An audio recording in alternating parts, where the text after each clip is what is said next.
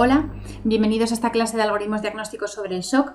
Yo soy María Bergia, soy R1, casi R2 de pediatría en el Hospital La Paz de Madrid y ahí tenéis mi cuenta de Instagram para poder seguir ayudándoos y también por si tenéis alguna duda con la clase.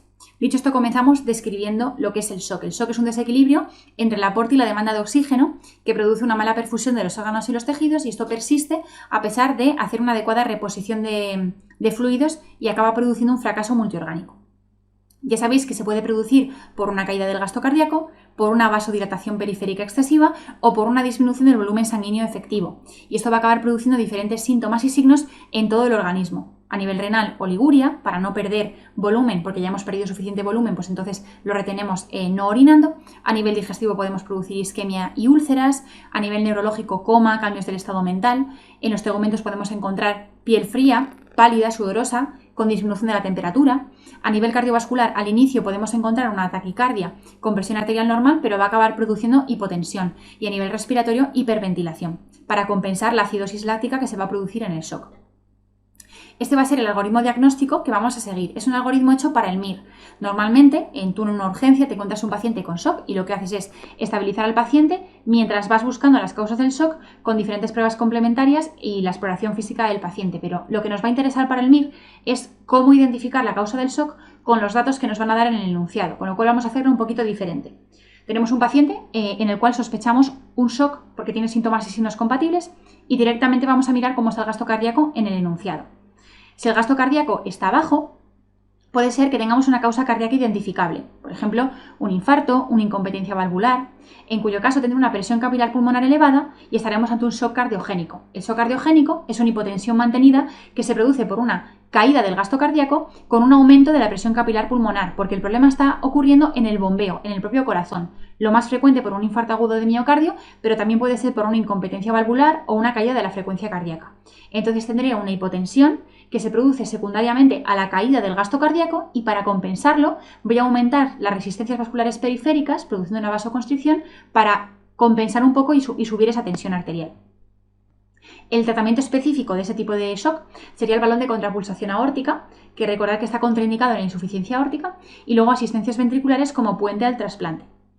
También puede ocurrir que yo tenga una pérdida aguda de volumen, por ejemplo por una hemorragia o de causa digestiva. En este caso, la presión capilar pulmonar será normal y estará ante un shock hipovolémico. El shock hipovolémico es el más frecuente y se produce por una hipotensión mantenida, por una también caída del gasto cardíaco, pero en este caso la presión de llenado será muy baja porque lo que está sucediendo es que hay una pérdida aguda de volumen, por ejemplo por una deshidratación, por vómitos o diarrea o por una hemorragia. Y ocurrirá lo mismo, será una hipotensión producida por una caída del gasto cardíaco y un aumento de las resistencias vasculares periféricas para compensarlo. El tratamiento específico en este caso, por supuesto, reposición de volumen con cristaloides o coloides y en caso de que sea necesario, transfusión. Y podemos tener un paciente que tenga una causa no cardíaca identificable, por ejemplo, un tromboembolismo pulmonar o un neumotórax a tensión o un taponamiento cardíaco. Y entonces estaremos ante un shock obstructivo, que es una hipotensión mantenida por una caída del gasto cardíaco, pero por una causa externa al corazón. Las más frecuentes, las que os he dicho antes, neumotórax a tensión, que es lo que tenéis en la imagen, tromboembolismo pulmonar o taponamiento cardíaco. Y ocurrirá lo mismo, tendré una caída de la presión arterial por una caída del gasto cardíaco y para compensarlo un aumento de las resistencias vasculares periféricas. También podemos encontrarnos con un gasto cardíaco elevado, en cuyo caso estaría ante un shock distributivo. El shock distributivo se produce por una vasodilatación mantenida. En este caso tenemos una hipotensión, pero producida por una disminución de las resistencias vasculares periféricas, por una vasodilatación mantenida. Y para compensarlo habrá un aumento del gasto cardíaco. Entonces esto también se conoce como hipovolemia relativa, que se puede deber a diferentes causas. A una sepsis, estaremos ante un shock séptico, a una anafilaxia, shock anafiláctico, o también a un hipertiroidismo severo o una anemia crónica severa. Importante, si tenemos un proceso infeccioso grave concomitante, un paciente con fiebre, etc., pensaremos en un shock séptico. El shock séptico, extrahospitalariamente, lo más frecuente es que se deba a un foco respiratorio u urinario, generalmente por bacilos gram negativos, y a nivel hospitalario, también por bacilos gram negativos, pero están en aumento los cocos gram positivos. El manejo, primero de todo, es tomar hemocultivos y medir los niveles de lactato, después iniciar la antibioterapia y posteriormente hacer un tratamiento de soporte. El vasopresor de elección en el shock séptico, recordad que es la noradrenalina. También podemos tener un paciente que tenga un shock anafiláctico por una hipersensibilidad a un elemento externo. Es una reacción de hipersensibilidad generalizada, por ejemplo, por la picadura de un himenóptero, que produce una vasodilatación sistémica con una mala distribución del volumen. Puede acompañarse de prurito o de broncoespasmo, de exantema, etc. El tratamiento, lo primero, por supuesto, cesar el contacto con el alérgeno, después tratar el shock y después también dar la adrenalina. La adrenalina es el vasopresor de elección en el shock anafiláctico y acordaros que el vasopresor de elección en el shock séptico era la noradrenalina. Es importante que podemos encontrarnos ante un shock distributivo que asocie bradicardia, en cuyo caso solamente podemos estar ante un shock neurogénico. Importante que el shock neurogénico al final es una especie de shock distributivo que se va a producir por un desequilibrio entre el tono simpático y el parasimpático, con un predominio del tono parasimpático, y entonces lo que ocurre es que no aumenta la frecuencia cardíaca como mecanismo compensador y se produce bradicardia.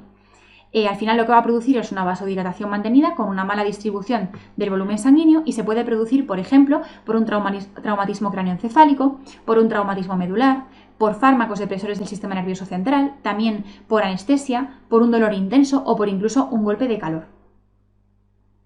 Acordaros que el gasto cardíaco va a estar bajo siempre, salvo en el distributivo, y como el gasto cardíaco está bajo, lo vamos a compensar con un aumento de las resistencias vasculares. Menos en el distributivo, que como la causa es precisamente una disminución de las resistencias vasculares, tendrá un gasto cardíaco elevado para compensarlo. Y acordaros que la presión venosa central estará baja en el shock hipovolémico y en el shock distributivo y estará elevada en el shock cardiogénico y en el shock obstructivo. Vamos a ver esta pregunta. Tenemos una mujer que tiene una hipotensión y una hipoperfusión tisular en la que vemos un índice cardíaco de 1,4, tenemos una disminución del gasto cardíaco, una presión de enclavamiento pulmonar elevada de 25 y también unas resistencias vasculares sistémicas elevadas. ¿Qué tipo de shock tenemos? Pues bien, estamos ante un shock cardiogénico. Recordad que el shock cardiogénico cursa con disminución del gasto cardíaco, con aumento de la presión capilar pulmonar y con aumento de las resistencias vasculares periféricas.